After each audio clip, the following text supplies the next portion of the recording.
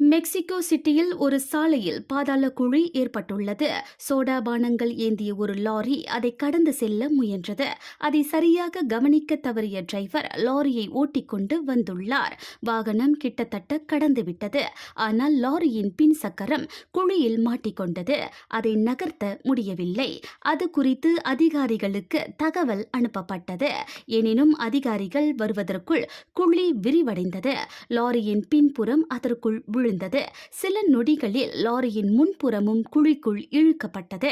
8 metre ஆழமும் 7 metre அகலமும் கொண்ட குழியில் இருந்து லாரியை அகற்ற கிட்டத்தட்ட ஒரு நாளானதாக மெக்சிகோ நியூஸ் டெய்லி ஊடகம் சொன்னது.